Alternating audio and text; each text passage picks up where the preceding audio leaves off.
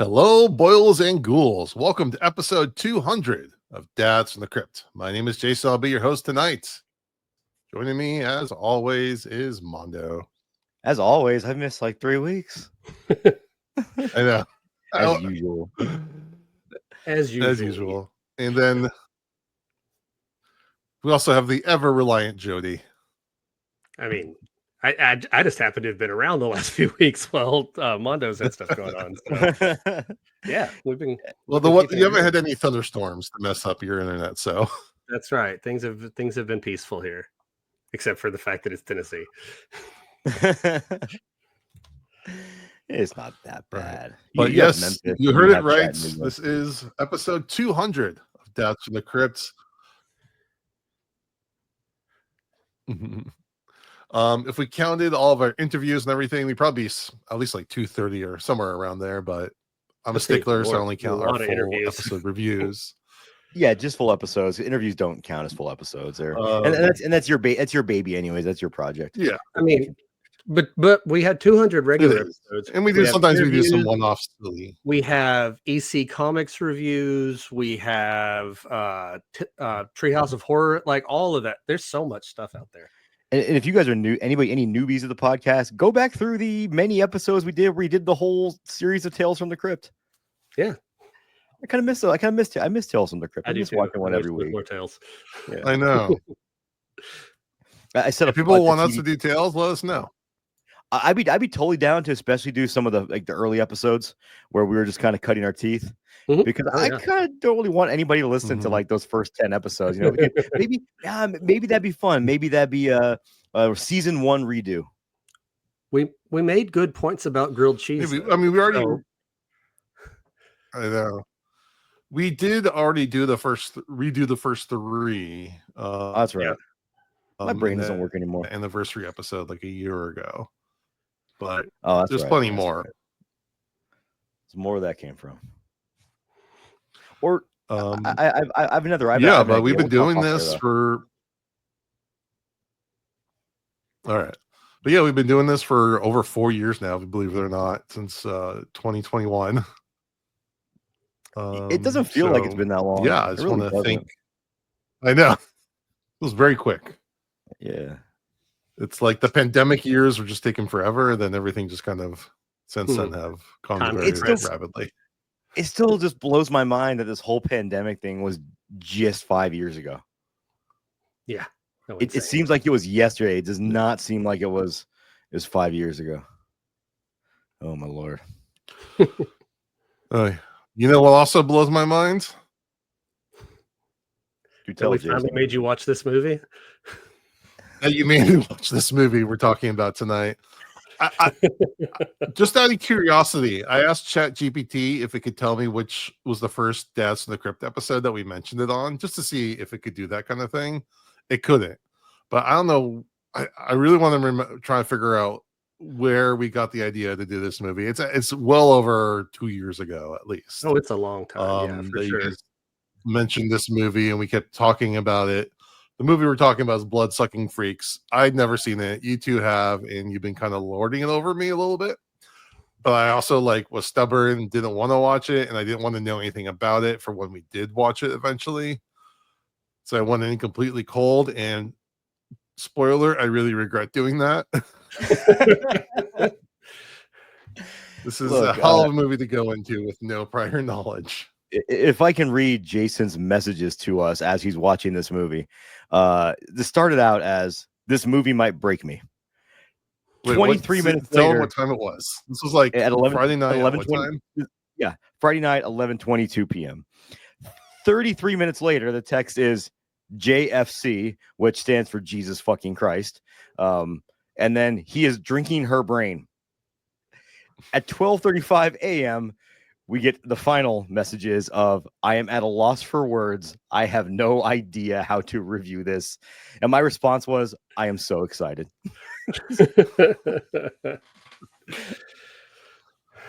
And Jason, now it's time for the moment everyone's been waiting for. We're going to talk Blood-Sucking Freaks, which came out November 3rd, 1976. Jody, tell me everything that happens in this movie for us to get this episode flagged as quickly as possible.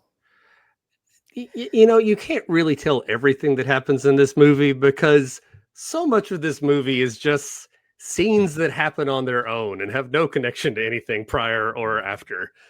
So I'll try to summarize the actual plot of the movie because it takes place in the first 25 minutes and the last 15 minutes, and there's a whole lot in between. All right, so in this movie, in New York Soho district, a man named Master Sardu runs a Grand Guignol style theater with his assistant, a little person named Ralphus. And Sardu and Ralphus put on shows for the discerning artsy crowd that are basically torture shows.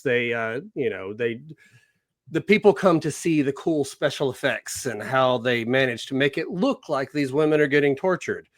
But the shocking twist is there is no special effects. They're just actually killing people on stage. And so during one performance in the audience, they noticed professional football player who is just a skinny little dude. I don't know how he's a professional football player, but he's just a random dude.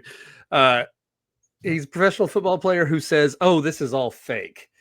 And his girlfriend, the prima ballerina, is with him. Also in the audience is Crazy Silo, the critic with the worst name, Crazy Silo. Well, he did not like the show. He kept saying it was fake. He could see through it. And so Sardu brings another woman out, and Ralphus cuts her hand off in front of the audience and eats her eyeball. And everyone laughs and enjoys themselves and claps and has a good time. But Silo will not review the show. He says, if I review the show, I'm just going to bring you more attention. And I don't even want to give you any attention because what you're making is crap. And so Sardu, he kidnaps Silo, brings him back to the place, and shows him, wait, let me show you how not fake this really is, by torturing some people in front of him and turning them into slaves. Because you see, this is more than just a show. This is a human trafficking ring, where behind the scenes, they are trafficking women back and forth. Also, there's a cage full of like wild feral women who are wild and feral, but still have really nice teeth and like manicured fingernails. Like they're wild and feral to a point. I like that you were checking the teeth and fingernails. Oh, I love in all these movies where they're like, we've been living in the apocalypse for 10 years and all the women have shaved armpits and their eyebrows are plucked nicely. And so it's just like, come on, if you're in a cage, you're not, still maintaining your beauty regimen. Hold on. In this one, I'd like to think though, you would, if you're going to have a harem, you might as well have a dentist on staff that comes by every now and again, does dental inspections, and a doctor. You want to keep them there healthy. Is a doctor. Yeah. See, we meet the doctor. Yeah, so let's talk about the doctor. The doctor comes in. Let's talk about it. Jason, do you want to tell us about the doctor? No. So the doctor comes in and he helps pull out teeth and do lobotomies and cut people up. And since they can't afford it to really pay him, he just like, here's a lady for you to do stuff with. And so he does some tortury things, and then he sticks a straw in the middle of her head and drinks her brain right out of her head. It's oatmeal. It's a great special effect. And Jesus Christ. Just to clarify here, I will make fun of this movie the entire time we're talking about it because it's very funny to make fun of this movie, but I do actually kind of enjoy some things about it too. So let's be clear. Sarcastic tone does not mean that I hate everything happening here. It's just funny. So the next thing they do is they kidnap the ballerina by hiding in. Well, I'll tell you about the kidnapping methods first. There's so much happening. When they kidnap Silo, a lady flashes him in an art gallery with a gigantic dildo attached to her body, and then Ralphus sneaks up and stabs him in the neck with a needle. And then to kidnap the ballerina, Ralphus is just hiding in a locker and pops out with a little blowgun, shoots a little blowgun dart right into her neck, knocks her out. Ralphus is just everywhere. He's also dressed like a minion. like from the Minions, like the cartoons with the little overalls. I'd like to Yellow. think the creator of the Minions loved this movie and goes, "We're gonna could make be. these guys look like Ralphus." It absolutely could Make a be. quick movie out of this guy. So they've kidnapped the ballerina Natasha. The whole point is to elevate the show and add some ballet to it and make it classier. But her boyfriend, the football player, decides he wants to try to find her. He contacts the sleaziest New York police officer the 70s has to offer, a man named Tucci. Man, he is a 70s New York character. Let's just say that. Tucci is a slime bag, and so they go to see the performance with Natasha in it. Natasha, they previously interact with her, and she seems like she's just decided, hey, I'm going to join this troupe. I like what they're doing, but she's mind controlled. Well, yeah, so you're skipping all the torture and I can't go through every scene of torture in this movie. If I had to watch every part of torture in this movie, you should have to talk about it. But there's just a lot of scenes of things happening. Okay, in the meantime, there are all these scenes of people being tortured, various people. The doctor who drinks the brains gets eaten by the feral women. There is a scene where they're playing darts and throwing darts at a woman's butt that has a target attached to it, or not attached to it, painted onto it. There is a scene where a woman is supposedly stretched on the rack till she dies. But I could stretch more than she could in that scene. Like, no one is moving at all. She's just screaming while staying completely still with her elbows still bent, supposedly being stretched to death. Incredible stuff. And so they go to see Natasha, who has been brainwashed through all of these torture techniques. She won't dance until they bring a friend of hers in and cut her feet off in front of her. And so now she's like, okay, fine. If you're going to hurt other people, I'll dance. So she goes out and dances, and the dance at some point quits being ballet and becomes a striptease. And then Silo is tied to a pole, and Natasha kicks him to death as part of the performance.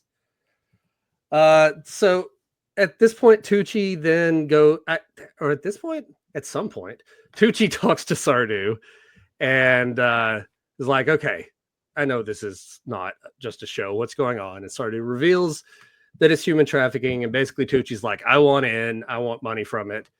And then he immediately goes out and tells the football player what's going on. So I'm not even sure what he's up to, if he's actually trying to blackmail or if he's just trying to be I don't know.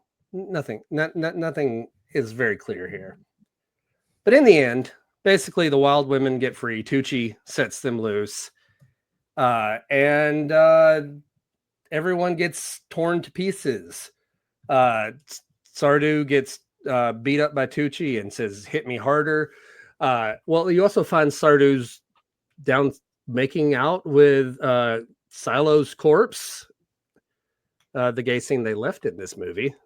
They did cut one out that we saw in the extended edition that we were all fortunate enough to watch. Do describe that scene, Jody.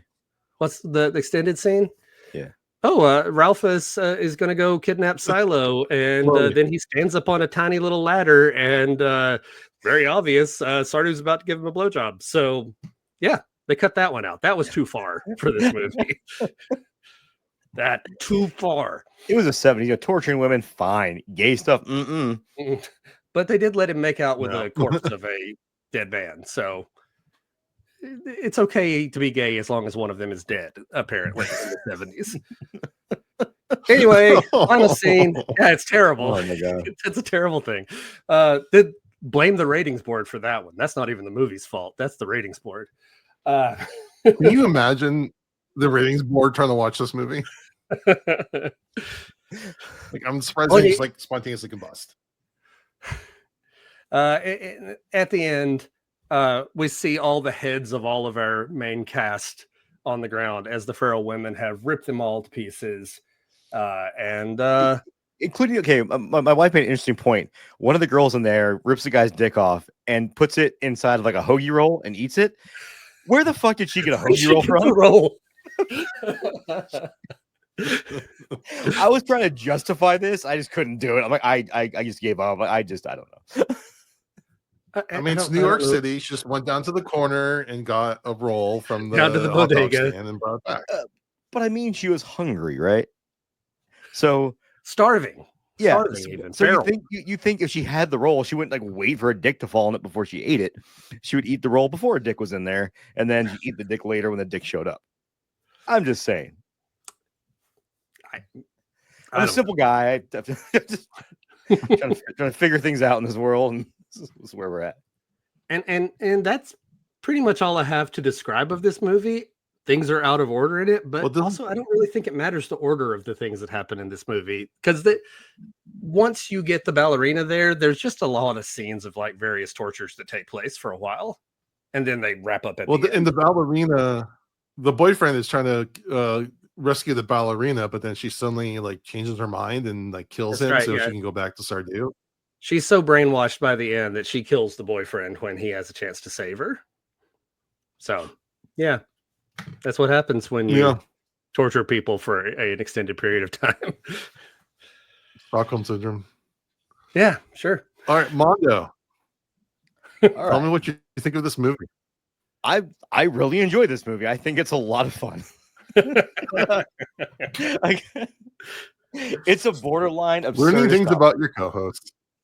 Hey, first of all, many episodes ago, Jody and I professed how much we enjoyed this movie. Yes, because Jody and I like fun. Some people don't. It's okay. That's their choice not to enjoy fun. This is really interesting because this is a trauma film. Does it at times it feels like a trauma film, but it feels too nasty to be a trauma film. It was one they picked up for distribution. Yeah, they didn't make it. They bought it distribution like years later. Well, and I did recut see it, so that's why we have the extended edition. Yeah, I did see somewhere that good old Uncle Lloyd has actually said about this movie, if he had it to do over, this would probably be the one film trauma wouldn't pick up. Oh my god! I watched an interview with him. I watched an interview he did about the movie, so I have some quotes. Yeah. And I do love, like, some of the performances, like Seamus O'Brien as Sardu is ridiculous. Yeah. Let's just be honest. He's such a ridiculous character, but it works. And he's actually a pretty decent actor. He's like kind of like he was a Shakespearean actor before this, and he really kind of hams it up. He almost like a very hammy Vincent Price, I'll say. Mm-hmm. So that's exactly what I was going to say. It's very Vincent Price. Yeah, and this is one of those movies I'm really hard pressed to recommend it to people. I really am, because it's not a movie that you want to show like, hey kids, let's sit down on the couch and have Friday movie night and watch Blood-Sucking Freaks. The name itself is very, you know what you're getting into when you see a name like that. You kind of should know what you're getting into. That you're getting into a movie that's going to be vile. It's going to be crass. But it does all of this with like this tongue-in-cheek, like absurdist humor the entire time. And there is definitely some S&M subculture undertones in this, but a lot of it is them just, I think, really trying to be wacky and thinking what's the most over-the-top shit that we could do right now in this moment.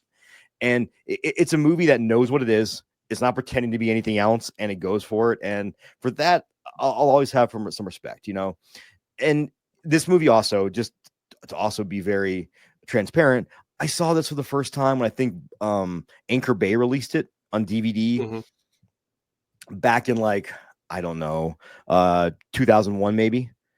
And it probably hits different seeing it when you're 18 for the first time versus seeing it when you're however old Jason is, 62, 63 for the first time. So there's definitely that. And that's not lost on me either. So I didn't really, I think we watched it one night for Joe Bob, right? Joe Bob did this. He did. And I think Jody and I were like, oh, it's Blood-Sucking Freaks. And everyone else is like, reevaluating how they look at us. Kind of like what Jason's doing right now, because it's, I think this is a guilty pleasure. It really is. Yeah. No, okay, so a couple quick things here. Joel Reed, the guy who made this movie, previously and after this movie, mostly made porn. Like that's most of his career is making porn movies. Most of the actresses in this movie are porn actresses.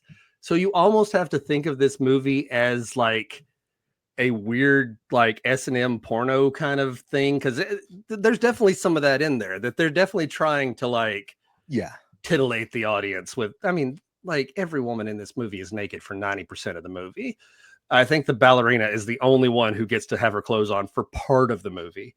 So yes, he's making trash. And the way I know that he knows that he's making trash, there's one quote from Sardu that when I heard it this time, I'm like, this is like the thesis of this movie. He's talking to the critic, Silo, and he says, to display sadism and discipline in its purest form would only lead to imprisonment.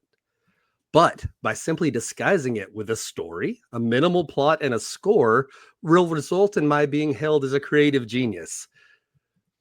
That's what Joel Reed did for this movie. It is just a bunch of scenes that are like gross, kind of offensive scenes held together thinly by a plot, just enough to make it feel legitimate. And I kind of like that, because it's just, this movie knows that it is trash. Like, it is making a scuzz movie. They know it's obscene. They know it's going to upset people. And that's kind of the point. Like, people protested this movie. You couldn't ask for anything better when you're making a movie like this than to have protesters. Right. And so like, I appreciate this for its willingness to be as trashy as possible. To like, there is nothing held back, and you can't take it too seriously. The special effects are like Herschel Gordon Lewis level. Most of it is bright red blood, plastic limbs, and that's fine. It's enjoyable in a like absurd kind of way. Quick note, the director Joel Reed apparently wrote a novel called Trump, the Man, the Myth, the Scandal in 1990. I don't know anything about it. I think it's like a tabloid thing. The man continued working, and so he went from one sleazy con artist to another with his pickups here. So yeah, and this is the kind of movie where you find out like half the actors died horrible deaths, and you're like, yeah, that tracks. Seamus O'Brien was stabbed during a robbery and died, and Viju Krim, who played the ballerina, she was shot in a hunting trip. Like, all of this like works for this movie, though. I'm like, yeah. Horrible accidents. Ralphus died at 33. Yeah, okay, yeah. Fun fact, and when Chris Jericho was in WCW, because he's also said he's an unabashed fan of this film, and I don't know if that's what that says about me and Jody, but he actually had his I guess his manager was actually one of the truck drivers that he just kind of became friends with, so he brought him on TV as his like his manager / whatever, Blackie, and he called him Ralphus based on this movie. Yeah. But yeah, no, it's I feel like it's making fun of artists. It's making fun of pretentious theater people who are I'm making art here. Apparently, it was based on a sadomasochistic ballet that he saw. Like that was an actual thing that happens. And so, like, the kind of people who would go to that and go, "Oh, this is art. This is very nice. I like all this stuff." It's making fun of it. It's like, I'm putting trash in front of you and you're applauding. And yeah, I kind of like that. I like it, sticking it to pretentious theater scene. Yeah, also kind of a take on a bash on high society, right? Yeah, and how yeah, high absolutely. society, you have these rich people who, what do they have left to thrill them? So they seek out depravity. And I mean, look what's going on in the news right now, and I think it kind of fits in with that. And that's why you have the football player, and then it's the interesting piece to it also is the critic refusing to review it, because it's kind of, the critic could have said like, oh, I'm going to review this and bash the shit out of it, but he knows that all it's going to do is make people flock to it to see this depravity. And I thought that was a really interesting kind of, I'm not sure if they're going for anything with that, but I thought that was really interesting too. And I feel like when I'm talking about like the themes and plot of this, like, how much of that is Joel Reed really trying to do? Like, is he really trying to like make commentary, or is he making a trashy movie that also has those themes kind of in the background? You mentioned it. The movie really is the beginning and the end, right? So Yeah. I think he had this idea for bookend, and in between, he was just kind of like, and then I'm just gonna have fun and have people on stage act out my fetishes. Yeah, And probably so. yeah, I mean, granted, also very over the top. I don't think Yeah. he wanted to throw darts at a woman's ass, but I guarantee you, he's eaten food off of a human table before.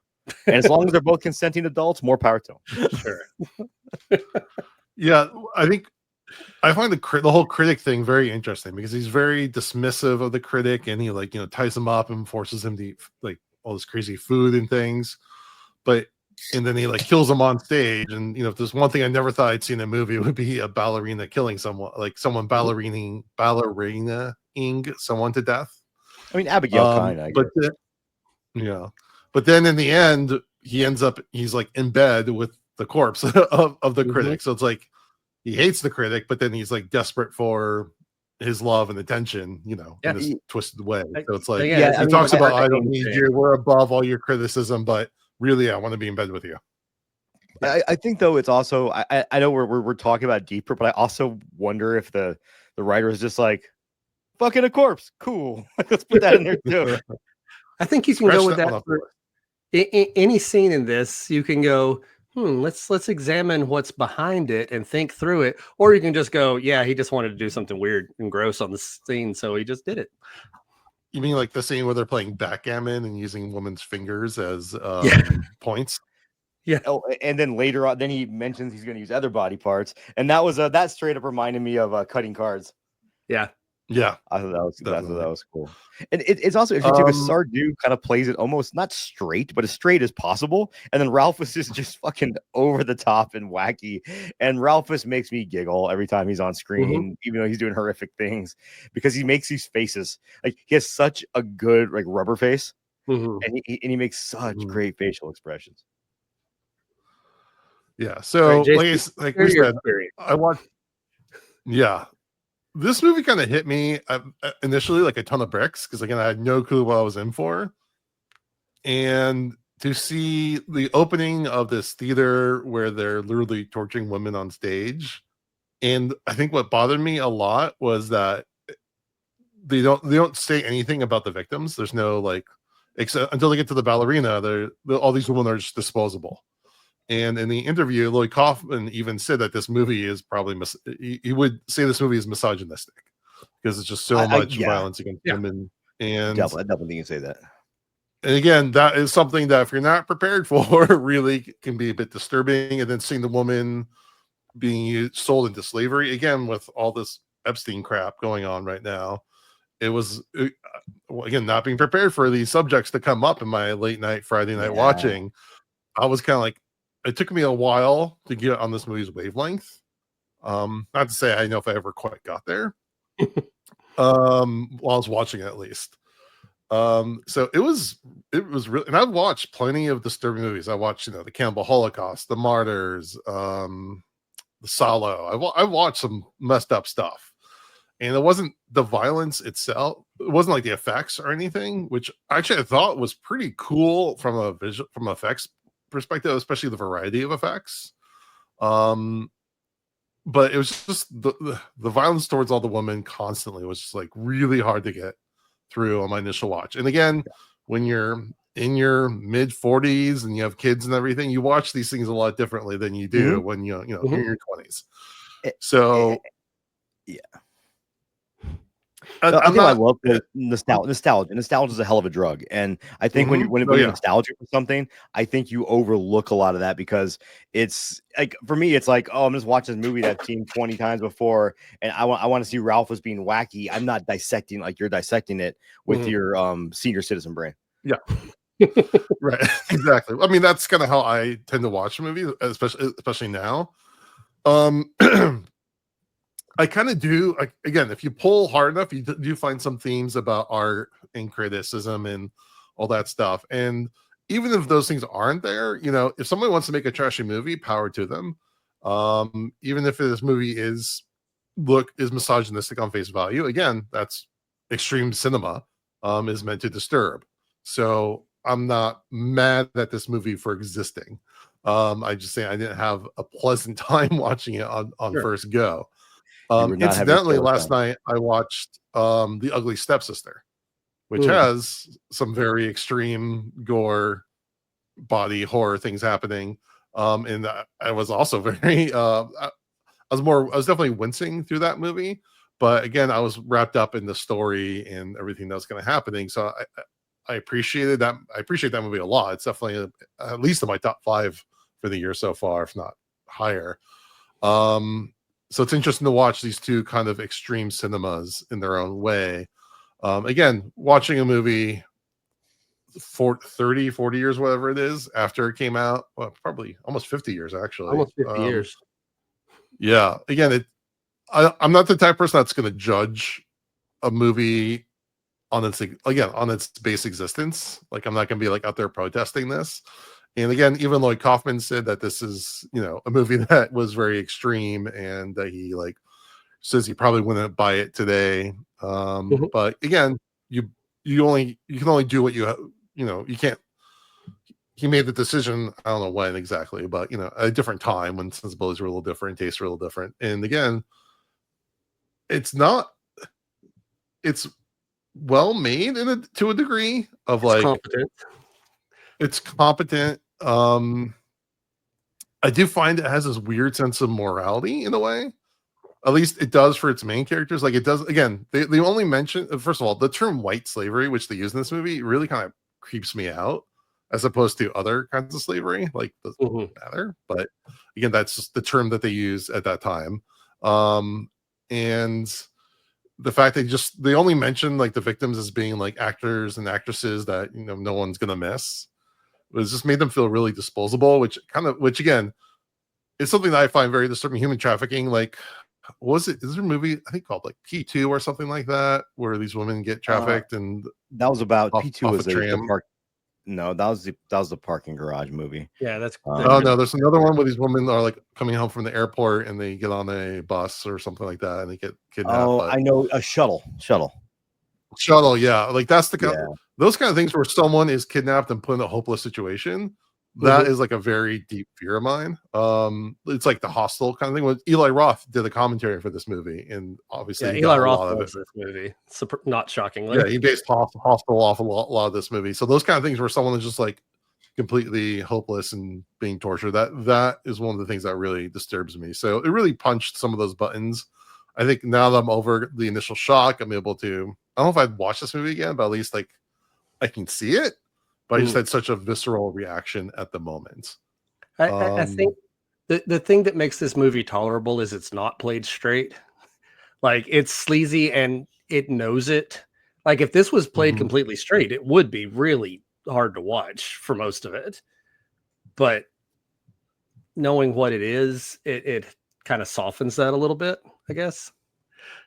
Yeah, definitely. Again, if I were to watch it now, I think I would enjoy quote enjoy it on a different level, but not being prepared for it. I don't know why. It's just one of those things that I just wanted to test myself, and well, I got what I asked for. I think that there's something about being a horror fan that Mhm. you want to see, especially, we're all, let's just be honest, we're in our middle years now. And so there's kind of this like, I want to see if I can still hang with the cool kids, like if I can still handle the hard shit. Like, I don't like the first Terrifier, but I've watched it like 3 times because I keep hoping I'll like it next time. Yeah, But yeah, you I love can see again. that too. And I think for me too, like again, you brought up kind of the H.G. Lewis gore in this. I Mhm. think that's kind of one of the saving graces of it too, is Sure. that it's so over the top that it almost makes it hokey. Yes. That it even though it is mean spirited, it doesn't feel mean spirited and super realistic, if that makes sense. Yeah. Or in the fact that they like relish in it, because yeah, again, I watched Wizard of Gore in my 20s and Mhm. those kind of movies. So like I went through my phase of that. I just never happened to watch this one, but yeah, I think if they had like left more of the gore to the imagination, that would have been make it more of a serious movie. Where this is just like Yeah. we're just gonna throw as much and make it look crappy, but like it's just so much randomness that it's Right. just like it's overwhelming to a degree, and I like mean, especially in the middle. It definitely, it's an hour-long movie that's been stretched out to an hour and a half, and most of it stretched out is with torture scenes. So yeah, it does. It can wear on you after a while. I get it. Well, and like I was saying a minute ago, it has a strange morality because like there's the doctor who's like his fixer, and then he like throws him a woman to do whatever he wants with. And but then they're like, but then Sardu's like, nah, that was too much. Let's throw him to Yeah, the feral girls. the brain slurping crossed the line, Yeah. apparently. Which I'm like, Everything else is really? fine. This guy has a line? But then also in the but also like in the end, they just end up killing off everyone. I was expecting everyone to like them just go off and keep doing what they're doing. So I was like surprised that they ended up killing off everyone. Again, to like show some moral comeuppance in this. Yeah, a little bit of closure never hurts. Oh, and the other scene too I have to bring up is also when the doctor is doing his thing. That's the only time Ralphus and Sardu look disgusted at what's happening. Mm-hmm. Yeah, and I really love that. It's the too far. Yeah, like this is where we draw the line. Yeah. Right. They don't just kick him out. No, we're gonna kill this guy. Like, yeah. Feed him to the feral woman in the cage. So, yeah, would you, like you said, this is not quite a movie you would give much of a recommendation to. Like I said, our friend Allison, I was like, this is the least Allison movie possible. Like, do not watch this. Yeah, I would. I think if Allison were to watch this movie and we told her to watch it, she would never speak to any of us again. Yeah, that would be the end of it. And you want to know what? Like, it would be well deserved too. We would deserve that. Right. Again, I believe that cinema needs to have shocking and schlock and extremes. That's part of art, is to go find those boundaries and find what's taste and untasteful, and find those lines. So again, I'm glad this movie exists. Do I want to watch it again? Probably not. Is it like Martyrs, where I think it's a beautiful extreme movie that I love, but I'll never want to watch again? It's not quite up to that level. Mm-hmm. So this doesn't have the artistry of something like Martyrs. It's way more in the schlocky side of things. Definitely. All right. How do we even rate this movie? What criteria? I mean, the criteria for me is usually the end of a movie. Did I enjoy it? But my fear is, just to be 100% honest, like, I don't want to give this a super high rating and people to rush out and be like, oh, we should go see this. I think anyone that is on the fence about watching this movie, you watch the trailer. Mm-hmm. Watch a trailer and know you're about to get into, like Jason said, an off the wall fucking crazy time with, again, like we talked about, misogyny and violence and a disdain for humanity, all done with this weird comedic whimsical cheer. Yeah. Which kind of makes it almost more disturbing when you think about it. It has some really disturbing like plot points and ideas in it, but it's played in a goofy way. Except, it has a lot of disturbing material. I think just the tone of it keeps it from being too dark, Yeah. Well, Mondo, you said you watched it with your wife. What, Mondo, you watched it with your wife. What did she think of it? So, first of all, when you're listening to this podcast, it'll be my 23rd wedding anniversary. Woo. So we watched this movie when we were young and had no money, and we were broke. We didn't have fancy things like streaming services and pulling out and things like that. So we watched movies and had babies, or a baby. So thank you, Jody. So this is one of those movies I had on DVD that we probably watched half a dozen times at least.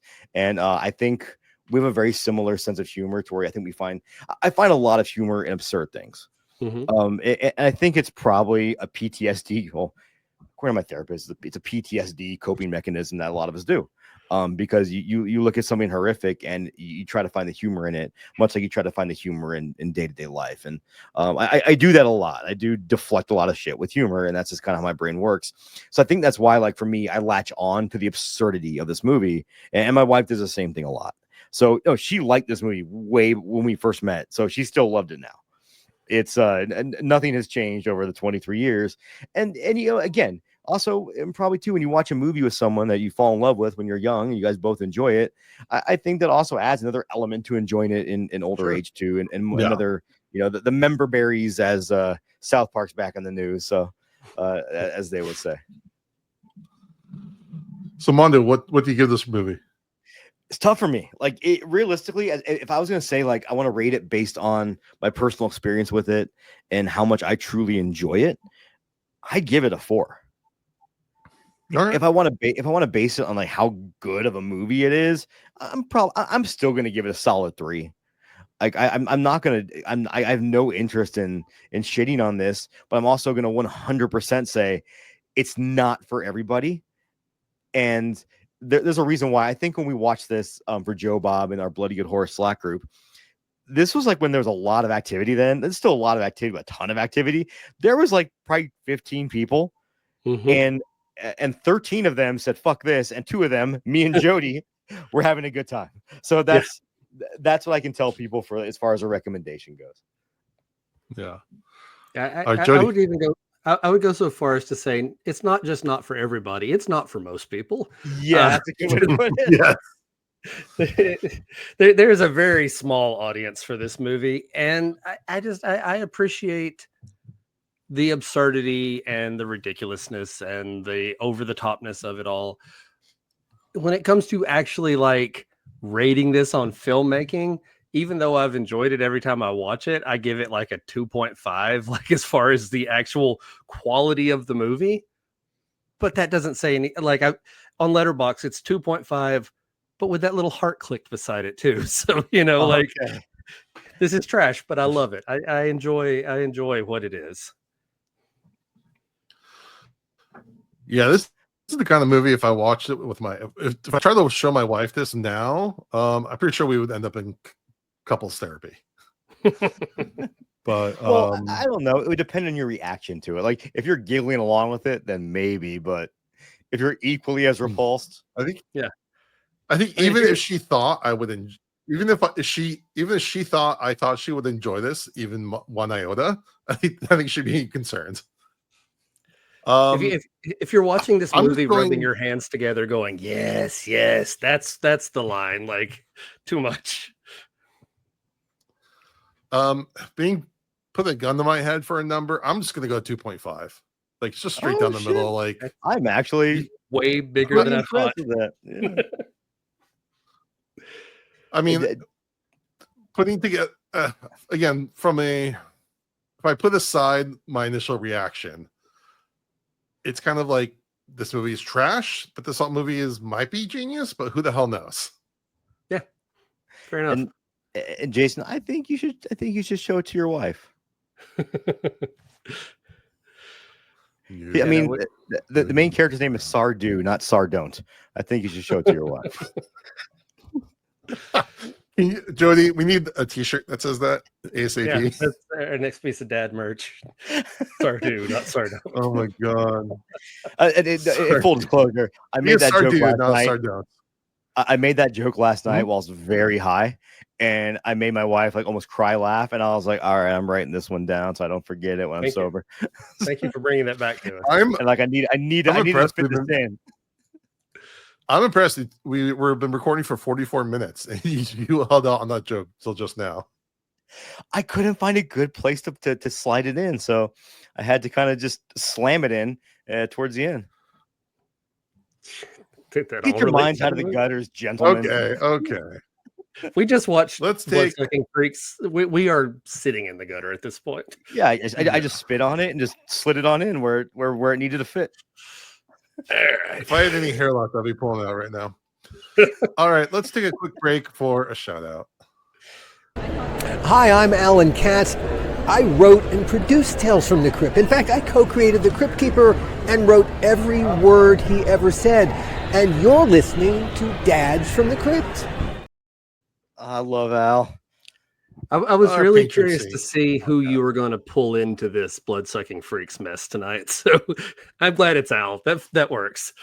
You know, I should have had Al. Maybe if I had the time and foresight, I should have had Al watch this movie and review it with us.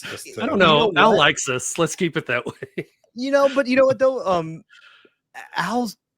I know obviously because you write to your taste, right? Usually when you're a writer, Sure. but it still blows me away that when we went to Chattanooga Film Fest 2 years ago, that his favorite movie was Penoff, which was an off the wall, not off the wall, but a very artsy film about basically about sadomasochism and a woman kind of turning into a horse. Mhm. And Yeah, the he was horse just blown away by that because I think he likes also the absurdity in some of this stuff. So yeah, fair enough. Yeah, You know what, Al is that's- definitely more of a absurdist comedy. I think he would enjoy this movie on the absurdist comedy level. Sure. I think you should ask him if he's seen it before. He might have. We don't know. Okay. I mean, it's Maybe, 50 maybe. years this movie's been out there. Mhm. So But I also feel like this is something you bring up early in a conversation when you meet somebody. Like, have you seen Bloodsucking Freaks? that's how Totally. you weed people out. All right, Mondo, give us our song of the day. So I picked a band from the they came out in the early 90s in the American black metal scene. One of my favorite bands from that time period. A band called, because the name is very fitting with the movie we just watched. The band is called Masochist. And they never released a proper record. They released a bunch of demos. Lord, I think the first demo came out in 92, and between 92 and 96 released 4 or 5 demos. But then in the early 2000s, they finally had all their demos kind of pressed into a compilation called History. And just recently someone put it out on vinyl. So I would say check this band out if you want a kind of a dose of really early, kind of grimy, slimy, early American black metal. Done right though, and it has a feel to it that modern music doesn't capture. And I hate to be the old middle-aged curmudgeon and be like, nah, these kids. No, there's great music coming out nowadays, but it's definitely a different feel from when they're recording this like in a basement on analog tape and trying to figure out how to put this stuff out. There's a definite kind of real charm to that, much like this movie has that kind of DIY, very VHS charm to it. Mhm. So the song I picked off this because I think it kind of fits with this movie is Servants of Satan off the and again, I don't remember which exact demo it came out on, but you can't find the demos anyway, so who cares? Just if you're looking at an Apple Music or Spotify, if you look at Masochist, the only thing on there I believe is this history record, which is a compilation of all their demos. So check them out for anybody that wants a 33-year-old piece of or 30-year-old piece, I guess, a black metal history in the United States. Because I don't know if you guys know this, but Europe used to look at our black metal scene as a joke. The band came out of America, they thought we were trash. And you want to know what? With what America's done lately, now I kind of respect that. But there is some great black metal coming out of the United States. It was just you had to look for it. So check these guys out. They're pretty cool. Thank you. I forgot to mention one of the things that Lloyd Kaufman talks about is Lemmy was a huge fan of this movie. That makes Oh sense. wow! See, good company, brother. Good company. And Lemmy was in Romeo and Juliet. Yeah. Exactly. wasn't- Yeah, he said that that was the gateway to get Lemmy in the Troma family, was because they put out this movie. So he like contacted them, wanted to be in their movies. So yeah, fun tidbit. All right, Jody, give us some horror news. All right, a bunch of stuff right now. Let's talk releases first. I mentioned it on our last show, but Dangerous Animals came out on digital last week, and I watched it that night. It's great. I really like that movie a lot. I enjoyed it a lot too. It's a good movie. Yeah, it's high on my watch list right now. You'll like it, I think. In theaters, there's several movies that have recently come out. We've got Together. That's the Alison Brie, Dave Franco like couple melding into one person movie. Bambi: The Reckoning is out in theaters, and from what I've heard, the best movie in the public domain series so far. Heard the same. I mean, that's not a high bar, but it is getting some hype. There have been some okay entries into it. There have been some terrible ones and some that have been, passable. Yeah, you get a little bit of both. Also in theaters, you've got The Home, which is the movie from James DeMonaco, the director and creator of The Purge, starring Pete Davidson. I don't know a whole lot about it, but our friend Allison has seen it and said it was good. So I'll take her opinion on that one. I kind of can't stand Pete Davidson. He's got a really punchable face. It's just, but again, I also, but I That's kind of just part turned of the the corner. And man, have you seen was it King of Staten Island? That I was haven't in? actually watched that one. Yeah, that was great. That's I what liked it. he's very good in that, and that kind of made me turn the corner on him. I liked him in Bodies, Bodies, Bodies. Yeah, he's very Yep. good in that too. That movie though was still one of those movies that I feel like I was not the target audience for. I had fun with it. I did have fun with it when I had my dictionary out to figure out Urban Dictionary open to figure out what the fuck they were saying. He was another a one. vet. Come on. What?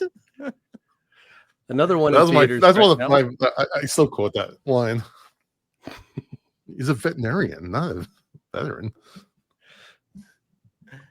Another one in theaters right now is from the director of Detention, which is a very underrated slasher. I think. Have y'all seen Detention? Is that the one where it's like time, where they time travel? Yeah, there's time Yeah. travel, and It was there's a entertaining. slasher called the Cinderella Killer, and I like Yeah. Detention a lot. Well, that director has a new movie called Ick in theaters right now. It involves Brandon Routh is in it and Mina Servari. It's about this like vine that's been growing under this town and is slowly infecting everyone. It looks crazy, and I'm excited to watch it when it comes out. That's funny because you sent me the trailer and it did make me think of Detention. Yeah, same guy. Coming to streaming right now, Monster Island is now out on Shudder. That's the Gilman type creature during World War II, where there's a Japanese soldier and American POW. Love monster movies, so I'm definitely going to check that one out. And there's a new one called Osiris that is Linda Hamilton versus an alien monster with special effects by Todd Masters. So that's enough stuff right there for me to want to check that one out. If you follow Todd Masters on Instagram, he's been posting some behind the scenes shots of some of his effects. Yeah, it's really cool. Yeah, it got a cool looking monster from what I was able to see. Just briefly looking at it. As far as trailers, there have been a ton of trailers that have come out recently, so I'm going to kind of run through them pretty quick.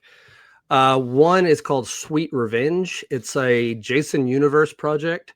I still have no idea what the Jason Universe is.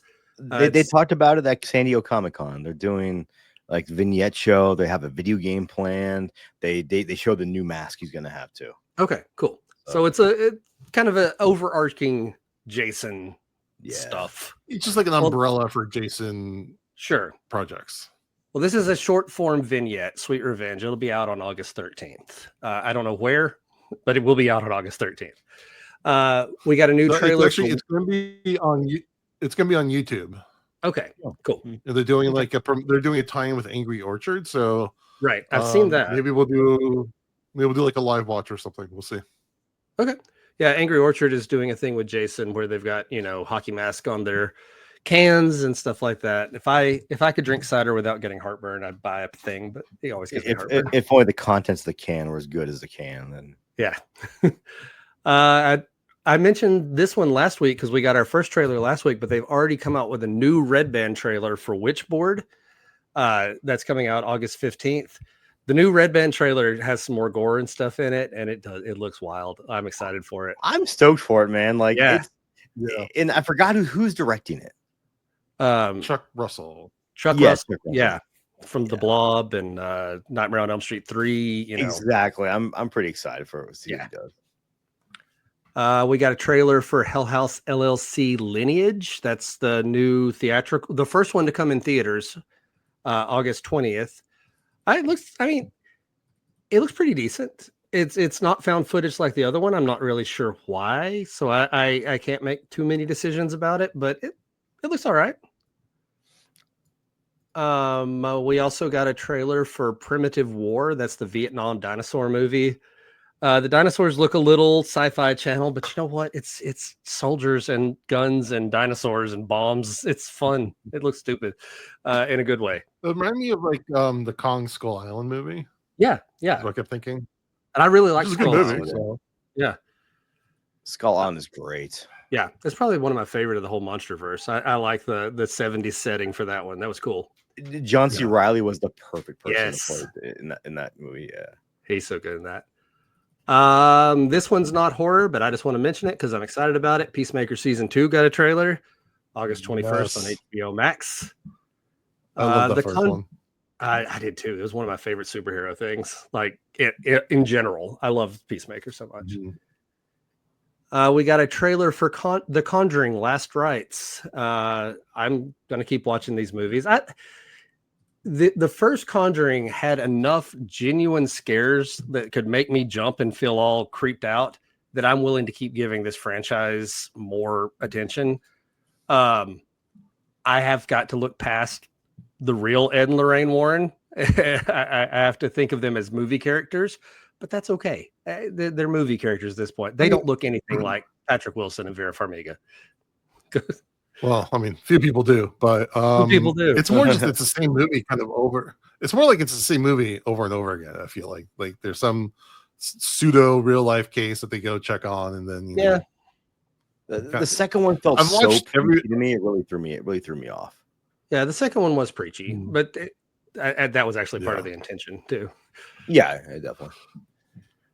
I've seen each of those movies once, and I haven't revisited any of them. I never felt like the need to. That's it. I feel like there's enough good in the series that I can get some real. Something about ghost movies give me more of the creeps than a lot of other types of movies that I watch, and so I can watch those and get some genuine shivers out of it. Another trailer that came out is a movie called Somnium that was at CFF last year. It's about a sleep study institute. I enjoyed it. I liked it a lot at CFF. It was one of my favorites last year, but it will be coming to theaters. I think just in LA and New York, but it'll be coming out on digital on September 9th. So won't have to wait too much longer for it.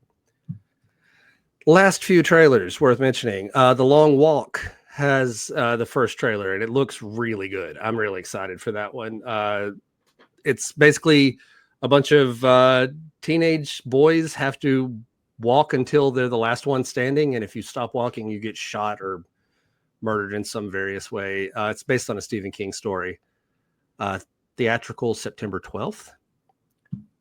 We got our first trailer for Silent Night, Deadly Night with my boy Rowan Campbell. It looks kind of good. It does look pretty good. You don't have a problem with Rowan. You have a problem with Corey. That's exactly right. Coming out in December, obviously, but also in December we get Five Nights at Freddy's 2, which I will say there are some scarier looking animatronics in this one than there were in the first one. The first one very much felt like kid friendly. This one feels a little scarier, maybe. I don't know, at least from the trailer. And the trailer I'm most excited about, a new documentary from the people who made In Search of Darkness. This is a 4-hour documentary about obscure slashers called Slasher Trash. Oh, it looks so good. I am so excited about this. My list after I finish that is going to be so long of crappy old movies to look up. I am so excited. On physical media, we're getting Chucky the complete series. Sadly, it's the complete series, but it is all 3 seasons of Chucky on Blu-ray, coming out on September 23rd. It's got deleted scenes and a featurette called The Legacy of Chucky. So more Chucky for you. And then a couple upcoming things. Popcorn Frights Film Festival is having their 11th year, August 7th through 17th. They've got virtual and in-person passes if you're in the Fort Lauderdale area. A lot of the movies that they're doing are things that I saw at CFF this year. So if you miss CFF and you still want to watch the virtual movies, the virtual pass is only like $100. Like it's very reasonable for the amount of things available. And it's the same on-demand system that CFF uses. We also got an announcement for VHS Halloween coming to Shudder October 3rd. And this one I'm excited about because I don't recognize too many of the directors. I kind of want to see what they're doing this time. So you've got Brian M. Ferguson, who made a short called Pumpkin Guts, and that's all I know that he's made. Did you watch Pumpkin Guts? Was at CFF? Did you watch that? It was at CFF. Yeah, I liked it. I like Pumpkin Guts. Casper Kelly behind Too Many Cooks is going to be doing one. Yes. Yeah, I saw that. And, I'm really, I love Too Many Cooks a lot. So Yeah, me too. And Paco Plaza, who made Rec, the found footage Spanish movie. So those are the names I recognize. A lot of other names I don't recognize, but I'm assuming it's going to be Halloween themed since it's VHS Halloween this time. So that's exciting already. All right. Speaking of Casper Kelly, Topher Grace has joined that movie he's making called Buddy with Christina Milioti. It's the Casper Kelly's the Too Many Cooks guy. Yeah. So he's the full length movie called Buddy. Kristen Milioti and Topher Grace are in it. And we have also gotten word that there is a Hostel TV series in the works at Peacock starring Paul Giamatti. I'm so excited. So crazy. Right, What a wild thing. Give me all the Paul Giamatti. Yeah. Paul Giamatti man. in Hostel in a series form. And then the last piece of news. Wait, do we want him to play like a victim or like the organizer? I think he needs to be the organizer. I think he could pull that one off. I kind of want to see him as the victim, but yeah, I also for the long form I want to see him as like the organizer. And like going back to Hostel though, I love Hostel too because it shows the behind the scenes and like all the people that are running it, which I found much more interesting than the victims. Yeah, totally fair. I'm with you. So I'm just picturing Paul Giamatti behind like a row of TV screens and controllers, like just remotely torturing people. Sure, I'm down. Well, this last piece of news, I can't decide if I'm excited about it or afraid of it. So last year or the year before, the movie The Sadness came out. And I really like The Sadness. The Sadness is extreme horror. Me too. From a director called Rob Jabez. Well, Rob Jabez is making a new movie with a script by Garth Ennis based on the comic series Crossed. And if you watched The Sadness and was like, I wish this was way grosser and more intense, that's Crossed. The Crossed comic series is one of the most disturbing comics I have ever read. It is fucked up. Yeah. It is everything you can think of. It's violent in ways that are horrifying. It's sexually violent. I don't even know how they're going to make a movie out of it. But it's the guy behind The Sadness who also made basically Crossed already, just kind of toned down. So I don't know what's going to happen with this. I think I'm excited. I don't know, man. I read Crossed years ago when I was younger. And I was like, yeah, this is really cool. It's really extreme. And then I went back a few years ago and tried to read it again. And I'm like, I can't do it. It's too much. It's going to mess with my head. I read one of the offshoots they did. And it was interesting because it was one of the newer ones they did. Because one of the guys at my comic book shop recommended it. And they really play more into the human aspect of it. Like it's talking more about the people and how they're surviving and trying to survive this terrible thing, as opposed to don't get me wrong, there are still horrific acts of violence, but the focus is less on the violence, if that makes sense. Yeah, no, I think go ahead. Yeah, we talked a lot about extreme cinema tonight, and I want to shout out a YouTube channel called Spooky Rice. I don't know if you guys ever heard of him, but he like kind of examines different extreme movies and kind of tongue in cheek a little bit goes through a lot of what happens in them. And he has a series where he goes through the Crossed comic books and kind of talks about them. Okay. So I haven't read the Cross comic books myself, but I've watched his videos kind of talking about them and whatnot. Yeah, it's a way to like, it's a way to like kind of to know what's about without having to sit there through the whole thing. But he's done, I don't know if he's done Bloodsucking Freaks, but he's done pretty much every other extreme movie you could really think of. To be fair, the Sadness was the first time I saw it. I thought that was a love letter to Cross. So absolutely. No, and I really liked The Sadness. It was very intense, and there's some disturbing things in it, but like it was one of my favorites the year it came out. Also getting a 4K release. Ooh, okay. Yeah, so I think I'm excited about it. I still like to push my limits a little bit sometimes. And I think a Crossed one is definitely going to push some limits. That's all I got. If I can give a piece of Um, non-horror news, and it's very Go for it. important, Mhm. is again, if you're listening to this on the day it comes out, it is August 4th. It is the return of the king. Hank Hill is back Oh, on yes. Hulu. Today right. it will be the return of King of the Hill, and I am giddy with anticipation. I will not be watching it until some point next week because I have to watch this with my family. Everyone's gonna come. My daughter's gonna come over. We're gonna barbecue. We're gonna watch some King of the goddamn Hill. I'm super excited. Excellent. I told Um, this sounds bad, but I told Kel, I said I'm gonna download the first episode on my iPad because when I fly home from Albuquerque, if some shit happens in one of those planes, I'm at least getting that first episode in before it ends. One other piece of news. Speaking of Kings returning, at San Diego Comic-Con, they did a big thing for Predator Badlands, Ooh, and yeah. they made a big announcement that they added more to the ending of Predator, Killer of Hunters. Was it Killer Hunter of of Killers. Killers? So you both spoke at the same time. Killer of Killer of Killers. Killers. Killer of Killers. 1, And 2, they 3. added a bit. Yeah. So spoilers for the end, but if you remember that they are taking the people they've abducted and back into this like storage freezer thing, and we see the heroine from Prey. If you go back to our review we did, I said how awesome would it be if we saw Dutch or Schwarzenegger frozen in there. And it turns out they actually freaking did it. I called it. Mhm. Where they added another ending with not only Dutch but also Detective Hartigan, the Donald Glover character, is now in the official version of that. I don't know why they didn't put it initially, or they're just saving it for like a Comic-Con like re-release or whatever. But yeah, that's freaking awesome. So I'm really awesome. excited for that. That version's on Hulu now, I think. Mhm. So it's available to watch. I mean, it's like probably a couple seconds, and they already released yeah. the pictures of the characters, so you don't need to. I mean, I that's an amazing movie, so go ahead rewatch it again. But or if you haven't watched it, watch it for the first time. But yeah, I was jumping with glee when I saw that. Yeah. All right. Well, we are here at the end of our 200th episode.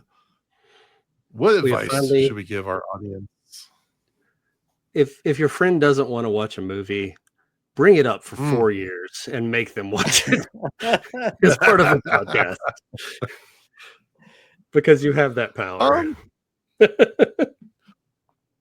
I mean, but though being serious though, I like to challenge my friends a little bit, expand their horizons, but also know your audience.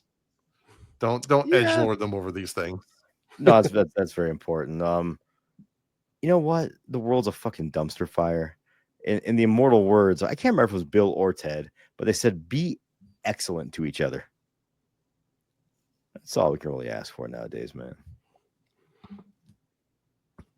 Yeah, that new Bill and Ted Face the Music movie. I'll admit, at the end, it's a little cheesy, but also I was getting a little choked up by it. Oh, it's Bill and Ted are super, sweet people, dude. It's super cheesy, but I think like I remember watching that during the pandemic because it came out in 2020, and it was the movie I needed during the pandemic. It was just, it made me feel all warm and fuzzy inside, and that's all I wanted. And that wasn't a time period where I wanted to fucking nitpick a movie. No, I just needed something that was going to make me smile, and it did the job. On that same wavelength, though, we now have Happy Gilmore 2, which I've heard not great things about, but I also just kind of want to watch it because I love the first one so much. I've heard some people say it's fun. I mean, you have to take it as an Adam Sandler movie. I made it through about the first third of it, and I was just very tired, so I fell asleep. But it's fan service. It's 100% fan service, and you know what? Okay, that's not always a bad thing. And then I caught another random part of it because Kel was watching when I got home, and there are some fun cameos. A lot of pro wrestling cameos for any pro wrestling fans out there. MJF's in it, and Becky Lynch is in there from WWE, and so there's a lot of fun people. And Ben Stiller's back in it. That's not a spoiler. I think he was in the trailer too. So, but definitely, like I definitely want to watch that. But I also think that like if the younger people are trying to watch that, they're not going to really enjoy it as much as like I think you're not going to enjoy it if you didn't have nostalgia for the original. Sure, it's nostalgia bait for sure. Yeah, which I'm okay with. Sometimes like placate to me. Sometimes I'm okay with that. You know, we've been reviewing movies for 4 years now. Sometimes it's good just to enjoy a movie. Yeah, that's what I was going to say. If we had to make advice out of this final segment here on a night that we've talked about Happy Gilmore and Bill and Ted and Bloodsucking Freaks, enjoy what you enjoy. Like what you like. If you like weird old movies, enjoy them. Don't be embarrassed about it. Like it's okay to watch a cheesy nostalgia bait movie or a sleazy 70s movie. Just, like what you like. Dude, There's no such thing as guilty pleasures. Jody and I will vouch for Blair Witch Project 2. Yes. I think it's like 2.1 on IMDb or something like that. Project 2. Yeah. See, I will vouch for Jason 10. Like at the end of the day, if a movie makes me smile, I'm gonna be happy. I'm gonna be okay with it. Like I said, there's no such thing as guilty pleasures. Just I'm down with let them be BW2. pleasures. Enjoy them. Bloodsucking Freaks might be a guilty pleasure. I don't know. I feel no guilt. I think you have to be embarrassed of something. You know what to other be guilty. advice? Yeah, that's true. You know what other advice I'd like to give tonight? If you want to be really happy in life, give us a rating or review on iTunes, a rating on Spotify, a like and subscribe on YouTube, and follow us at Dads from the Crypt Talk on TikTok. For 4 years, And with Jason that, has been asking you for your 200th reviews. time, 4 years, Jason. 4 years, Jason's been it's asking been a you for year since reviews. we've had iTunes reviews. So Yeah, motherfuckers. yeah. Like you're fucking hurting our souls here, guys. Like, just please. I'm not begging. I'm just disappointed. Is that how it works? They're just We're not edging us. mad. We're just disappointed. And with that, I thank you for listening to Dads from the Crypt. Adios. Follow Dads from the Crypt on Facebook, Twitter, and Instagram, or I will follow you to the grave. No, seriously, you really should watch. But be careful what you ask for. You may get it.